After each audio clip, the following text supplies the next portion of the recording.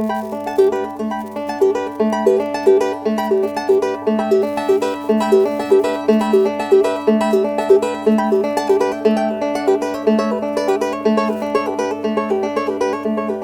commencé à écrire de la poésie, je devais avoir une quinzaine d'années, j'étais en seconde, voilà, et c'était en découvrant des poèmes de garçons de mon âge, en découvrant des poèmes écrits par des garçons de mon âge d'une autre classe à côté, et c'est comme ça que j'ai commencé à écrire. Donc j'ai commencé à écrire non pas en lisant les classiques, mais en lisant plutôt des poèmes écrits par des gars qui avaient mon âge, et puis c'est tout, quoi.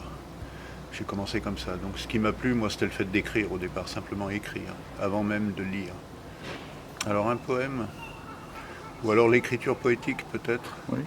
L'écriture poétique, c'est une écriture qui se différencie des autres usages de la langue et de l'écriture, peut-être par différents critères, aucun n'étant décisif. Par exemple, la densité. L'écriture poétique me semble souvent assez dense, mais ça peut être aussi par la polysémie, c'est-à-dire le poème souvent ne dit pas une seule chose, il en dit mille, il en dit autant qu'on veut, il dit autant de choses qu'il y a de lecteurs peut-être. Donc le poème, c'est pas un message simple, c'est pas, voilà. Il y a cette idée que... Alors le poème aussi, c'est un objet dans la langue. C'est tout d'un coup la langue qui devient, qui prend une forme d'objet un peu solide, un peu comme un rocher, quelque chose de dur, de tellement travaillé, tellement poli que ça peut devenir un bijou ou un minéral ou voilà, quelque chose de dense, quoi.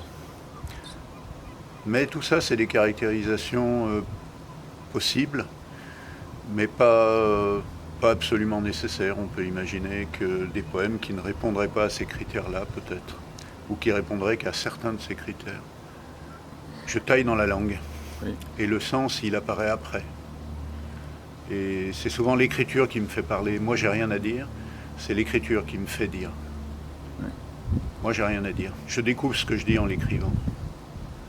Alors, toute ma démarche en poésie est expérimentale. C'est-à-dire, autour de l'écriture poétique, j'expérimente toutes sortes de choses.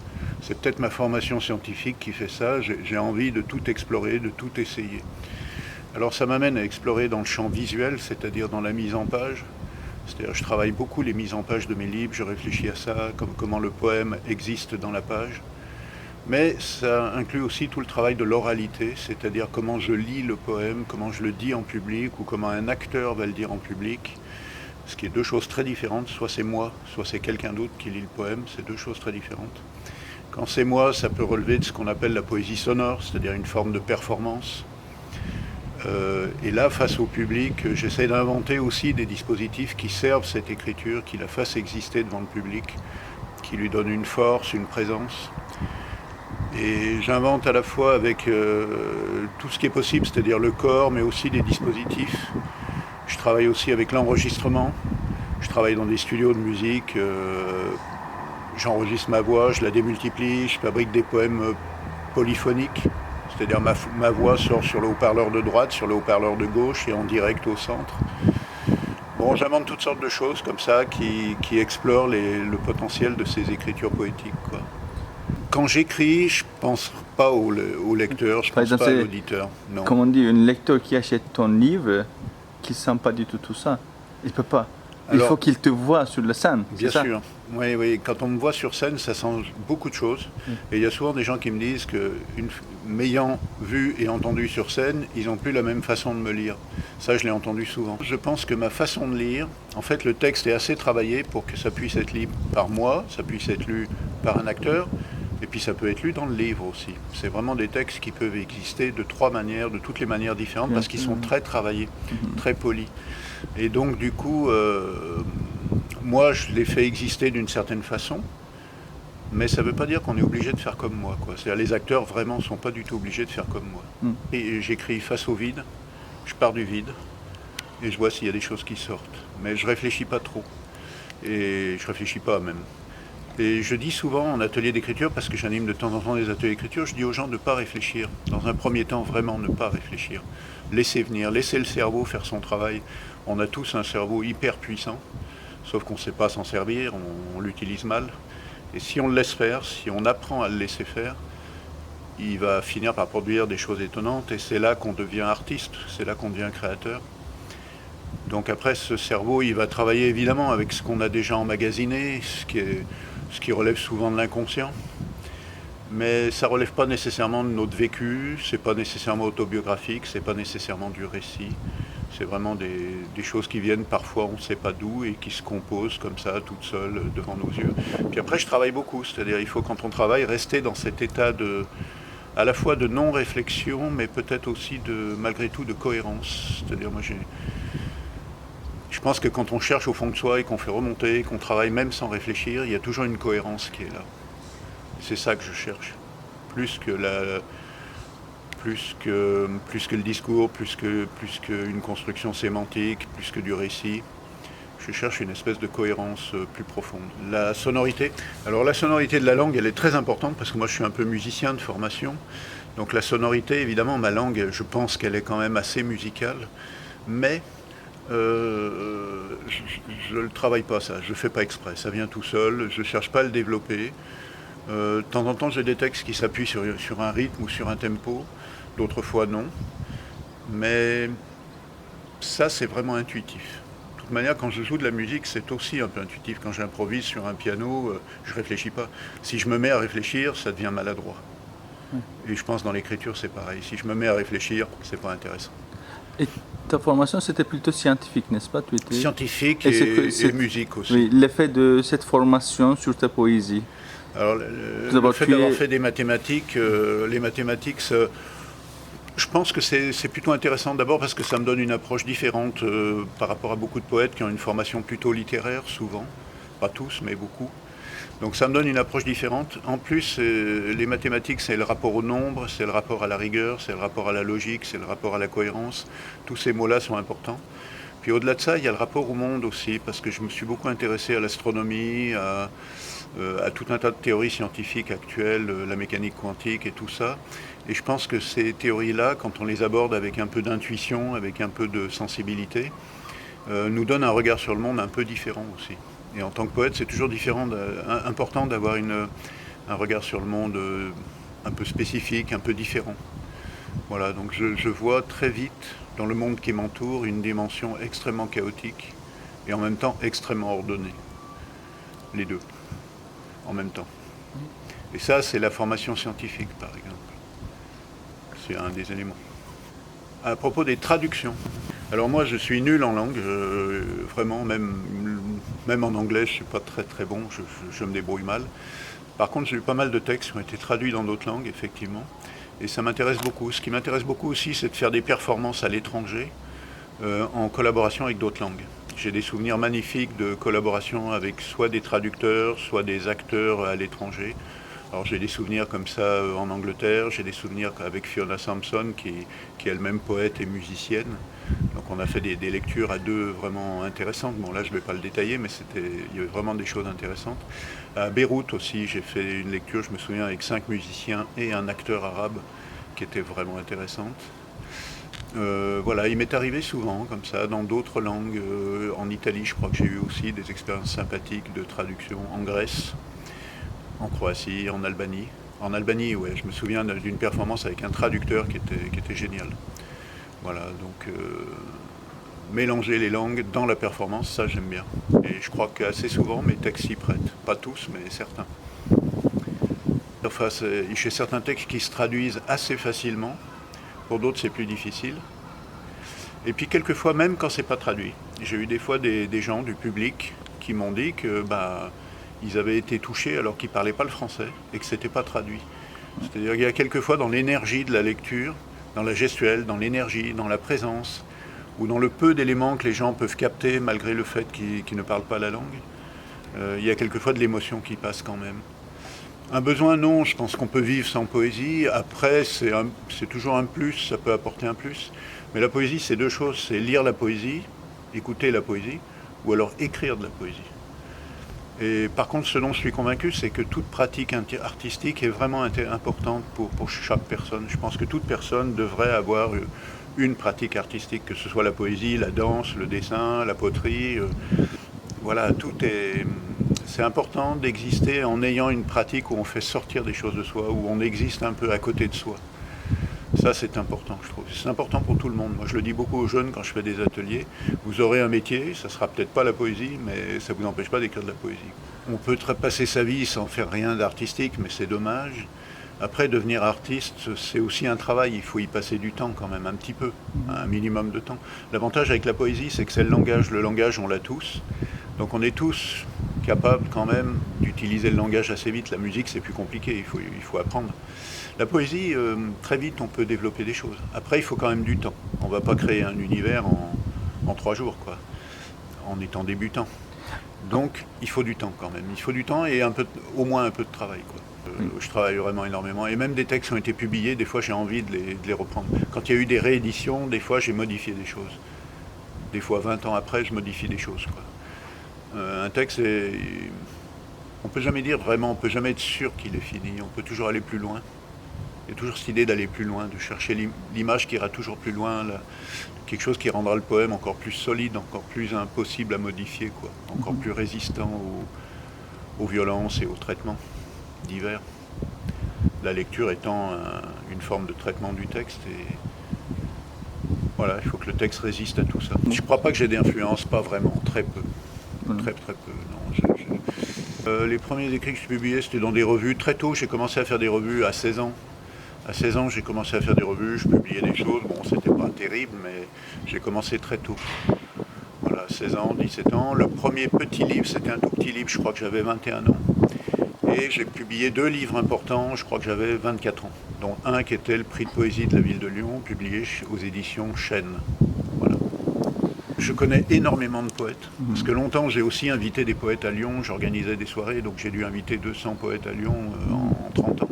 J'ai fait plein de choses avec des poètes à Lyon, j'ai fait beaucoup de collaborations avec des poètes, j'ai fait beaucoup de choses. Donc, je connais très très bien la poésie française. Bon, à l'étranger je connais moins, parce que ça passe par les traductions, c'est plus difficile, je trouve, une fois que c'est traduit, ça marche pas toujours avec les traductions. Mais je connais très très bien la poésie française, ce qui se fait aujourd'hui. Mais du coup, j'ai un peu de peine à dire, voilà, je mettrais ça, je pourrais citer évidemment un certain nombre de noms que je trouve plus intéressants, mais ça me gêne toujours parce que je me dis à quel moment je m'arrête. Bien sûr, il y a des gens qui me semblent faire un travail beaucoup plus important et remarquable que d'autres, mais j'hésite à donner des noms, quoi. Ça m'embête un petit peu. Ah ben non, la francophonie, moi, en particulier, je connais très très bien les poètes québécois. Parce que je suis allé souvent là-bas, et il y a beaucoup de poètes très très intéressants au Québec, de maisons d'édition qui font un sacré boulot. Enfin, il se passe pas mal de choses au Québec, qu'on connaît pas toujours très bien en France, hein. C'est vrai que c'est pas... On en connaît quelques-uns, mais voilà.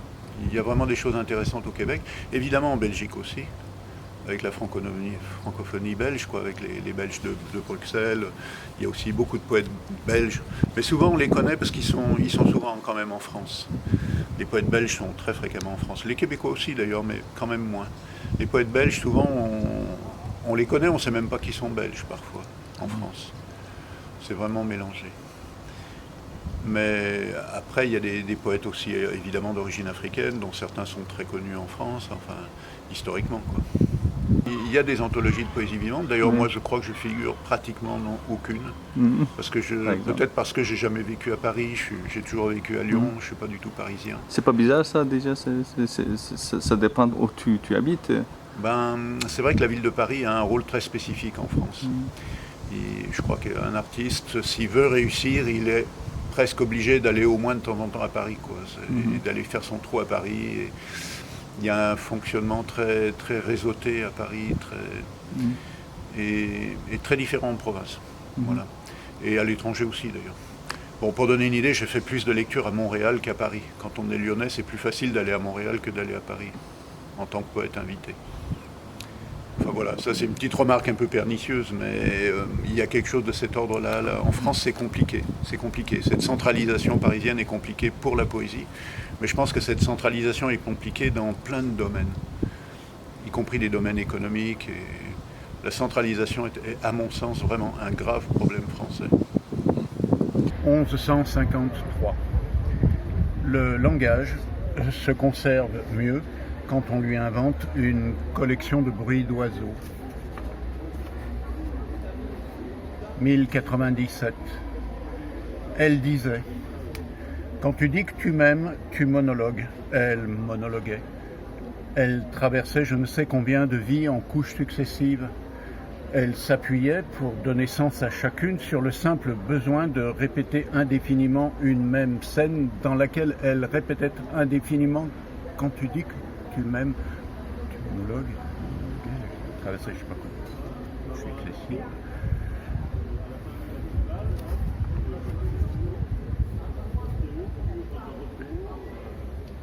« 1039.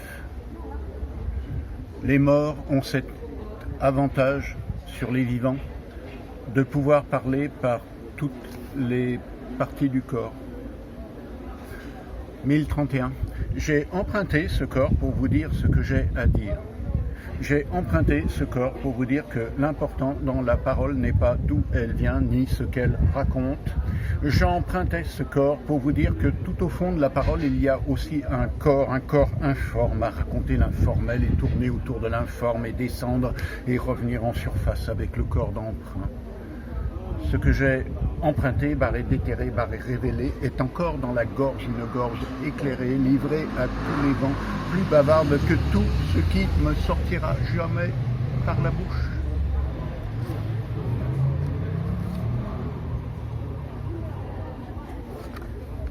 « 1021. On s'amuse ici, on joue aux cartes. Mais comme on n'a pas les cartes, on invente quelque chose avec les feuilles des arbres. C'est à la fois plus simple et plus complexe. Le vent participe, la nuit participe, les règles du jeu bougent avec la lumière, ou plutôt chacun joue avec ses propres règles. On est tous dans un même jeu où chacun applique des règles singulières dans une confusion si parfaite qu'au final, un ordre magistral. 1013. La complexité est l'oxygène du royaume des morts et la ténébreuse lumière de celui des vivants. Et pour finir, 983. Les morts ont pour incroyable avantage de choisir leur langue et d'en produire ensuite la multitude des récits qu'ils habitent. Petite phrase c'est une sorte d'art poétique de la poésie sonore. La poésie sonore, c'est une poésie qui se fait directement dans la bouche, dans l'espace, dans le présent, devant vous. Voilà, donc ça parle avec un peu d'humour de la poésie sonore. Donc je vais faire circuler le ruban. Il va partir dans le public. Quand le ruban passe devant vos yeux, si vous avez envie, vous pouvez dire la phrase qui passe devant vos yeux à voix haute. Donc ça va vite devenir un peu le bordel. Moi, je vais essayer quand même de me faire entendre. Voilà. Il n'y a qu'un problème avec cette performance, c'est que je ne sais jamais comment finir. Donc à un moment, je n'aurai plus rien dans les mains. Et là, je vous demanderai tous de vous écouter les uns les autres et d'essayer de voir comment vous pouvez finir ensemble. Voilà. Moi, j'ai pas de solution. Voir un poème sonore, c'est l'entendre déjà. Dans l'obscurité, le poète est sonore ou n'est pas. Le poème sonore se conjugue au présent perpétuel. Le poète sonore peut-il sonner encore dans la mort? Il reste au poète analphabète la solution d'être sonore. Le poète sonore loue son corps dans les bibliothèques. Le poète sonore parle la langue qui est dans sa bouche. Le poète sonore ne dit jamais rien de la fin dans le monde. La poésie sonore vide les salles pour mieux remplir le monde. Les mains du poète sonore soulignent ce qu'il donne à entendre. Un poète sonore dans sa baignoire se noie dans les bruits du monde. Un poète sonore dans la campagne fait plus de bruit qu'une mobilette. Les poètes silencieux séduisent leur public depuis leur quotidien, tandis que les poètes sonores se plusieurs du haut d'un mirador. Les institutions françaises attendent du poète sonore qu'il soit enfin silencieux. La poésie blanche est à la poésie sonore ce que le ping-pong est à la pétanque. Tout poète qui prend des cours de chant n'est pas nécessairement sonore. Le poète sonore qui adresse ses regards au public est déjà presque mort. Le poète sonore prend des photos dans sa piscine avec un dictaphone. Le poète est dans la lumière, le poète sonore sous les projecteurs. Tout poète sonore qui publie est un poète sonore qui s'oublie. Le poème sonore se conjugue en présent Les poètes sonores sont discoboles plutôt que bibliophiles. Le poète sonore qui s'intéresse au théâtre est funambule. Tout poète qui ronfle en dormant est un aurore. Le poète sonore amoureux est-il un amoureux sonore?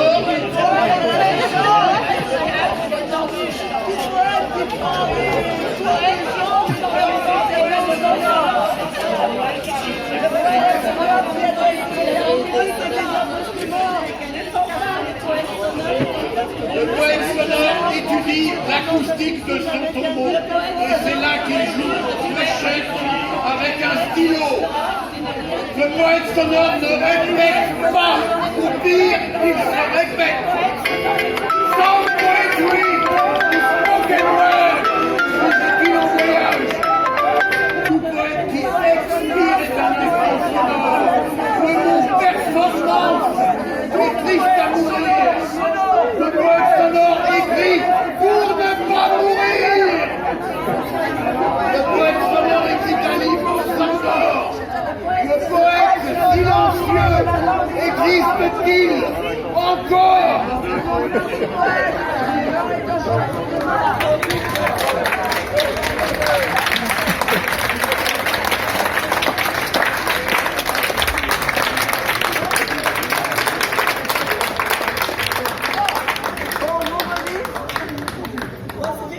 Il est 20h01. Donc, vous rendez le ruban, s'il vous plaît. On rembobine, s'il vous plaît, si vous voulez bien. Le décor. Merci. On s'est bien amusé. Merci Armand, Patrick, mes amis. C'était génial de vous entendre vérifier.